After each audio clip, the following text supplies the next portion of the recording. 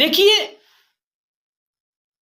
یہ اکثر یہ کہتے ہیں کہ یار یہ بڑا کنٹروورشل ایک ٹاپک ہے، اس کو آپ کیوں ڈسکس کرتے ہیں؟ اس کو ڈسکس کرنا ضروری ہے کیونکہ اس کا تعلق نظام سے ہے۔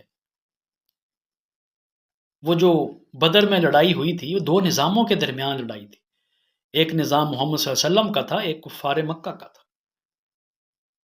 جو نظام آپ صلی اللہ علیہ وسلم لانا چاہتے تھے وہ ان کو قابل قبول نہیں تھا، تو وہ جو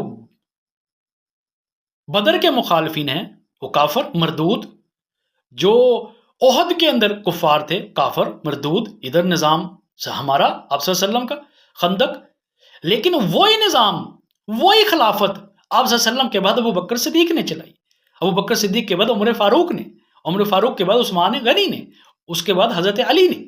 یہ وہی نظام چل رہا ہے، اس کو توڑنے کے لیے سرکشی اور بغاوت کی گئی، تو یہاں پر ان کو جو مخالفین ہیں ادھر کفار مردود لانتی، یہاں پر جو اس نظام کو توڑنے کے لیے آئے اس کو رضی اللہ تعالیٰ۔ اگر میں تاریخ پر غور کروں تو مجھے حضرت علی رضی اللہ تعالیٰ عنہ سے بڑھ کے اور کوئی مظلوم نظر نہیں آتا۔ دیکھیے میں آپ کو ایک بات سمجھاتا ہوں، کوشش کیجئے سمجھنے کی کوشش کیجئے کہ اسلام ایک دین کا نام ہے اور اسلام ایک مذہب نہیں ہے۔ قرآن مجید میں بھی میں نے آج کے دن تمہارے لیے دین اسلام کو پسند فرمایا، دین اسلام کو پسند فرمایا۔ اب سمجھنا یہ ہے کہ دین کہتے کسے ہیں؟ دین اصل میں وہ نظام ہے جو اللہ تعالیٰ نے اپنے انبیاء کے ذریعے مختلف ادوار میں مختلف علاقوں پر قائم کیا، جس کی انتہا رسول اللہ صلی اللہ علیہ وسلم نے بطور آخری رسول کی اور مدینہ میں ایک مکمل اسلامی نظام یعنی دین کو قائم کر کے دکھایا۔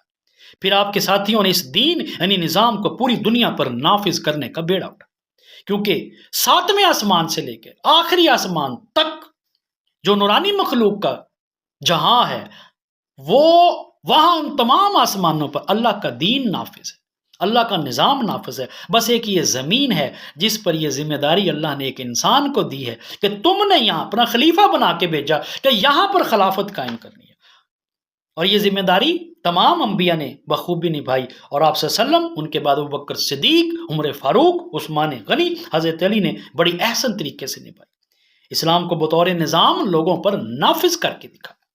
لیکن پھر حضرت معاویہ نے آ کر اس نظام کو توڑ کے رکھ دیا اور خلافت ختم کر کے بادشاہت قائم کر دی۔ یہ تو سارے مانتے ہیں، خلیفہ برحق حضرت علی کے بعد حضرت معاویہ کو کوئی خلیفہ نہیں کہتا، وہ کہتے ہیں کہ خلافت ختم ہو گئی بادشاہت شروع ہوگی۔ کیا مطلب؟ جو اللہ کا نظام، خلافت کون ہوتا ہے؟ جو اللہ کا نظام امپلیمنٹ کرتا ہے۔ بادشاہ کون ہوتا ہے؟ اپنا میں جو مرضی کروں، ظلم کی دنیا۔ وہ شرائی نظام، وہ خلافت جو اسلامی طریقے سے خلیفہ بنائے وہ ختم، موروثیت شروع ہو جاتی۔ بہرحال، اور وہ جو نقصان ہوا، وہ جو خلافت ختم کی، جو بڑی محنتوں کے ذریعے اللہ کے رسول صلی اللہ علیہ وسلم اور صحابہ خلفائے راشدین نے، وہ نقصان آج تک نہیں پورا ہو سکا، دوبارہ آج تک نہیں خلافت قائم ہو سکی۔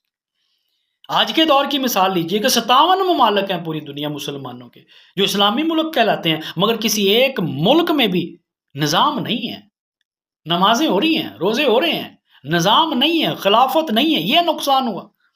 یعنی اسلامی نظام کہیں بھی نہیں ہے، بادشاہت ہے، ڈیموکریسی ہے، کہیں پہ انگریز کا قانون ہے، کہیں پہ کچھ۔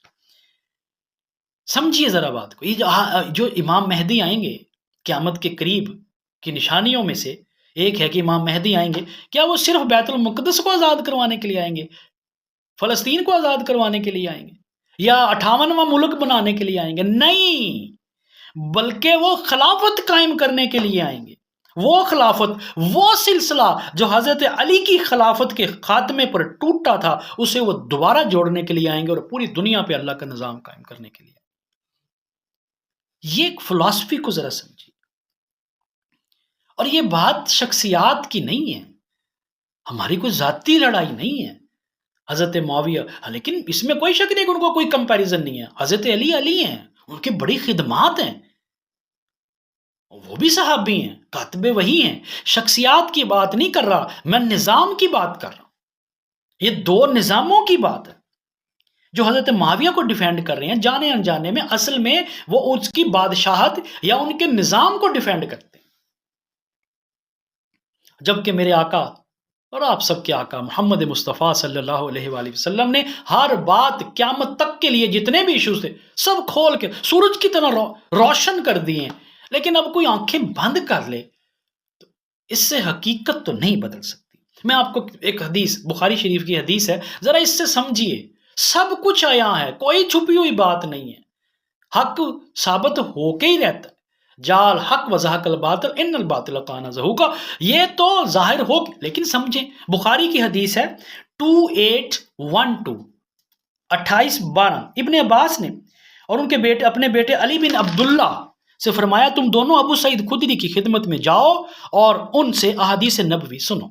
چنانچہ ہم حاضر ہوئے. اس وقت ابو سعید اپنے رضائی بھائی کے ساتھ، دودھ پیتے بھائی کے ساتھ، یعنی انہوں نے والدہ اور رضاعت کے ذریعے باغ میں تھے اور باغ کو پانی دے رہے تھے. جب آپ نے ہمیں دیکھا تو ہمارے پاس تشریف لائے اور چادر اوڑھ کر گوٹ مار کر، یعنی بکل ماری، اور بیٹھ گئے. اور اس کے بعد بیان فرمایا کہ ہم مسجد نبوی کی اینٹیں ایک ایک کر کے ڈھو رہے تھے، لیکن عمار بن یاسر دو دو اینٹیں لا رہے تھے. اتنے میں نبی کریم صلی اللہ علیہ وسلم ادھر سے گزرے، ان کے سر سے غبار کو صاف کیا، پھر فرمایا افسوس، عمار کو ایک باغی جماعت قتل کرے گی. یہاں تک بھی بات چلو سمجھ آتی ہے کہ ہو جاتی ہے بغاوت. انسان جو ہے وہ خطا کا پتلا ہے اور بعض کا غلط ڈیسیژنز لے لیتا ہے انسان. سمجھ آتی ہے بات کی کہ یہاں تک بھی بات ہوتی تو کوئی بات نہیں تھی. آگے کیا کہہ رہے ہیں امام الانبیاء؟ عمار کو ایک باغی جماعت قتل کرے گی، تو انہیں اللہ کی اطاعت کی طرف دعوت دے رہا ہوگا. سسٹم یہ ہے، دین یہ ہے، نظام. عمار کدھر دعوت دے رہا ہے؟ وہ علی کی طرف ہے نا.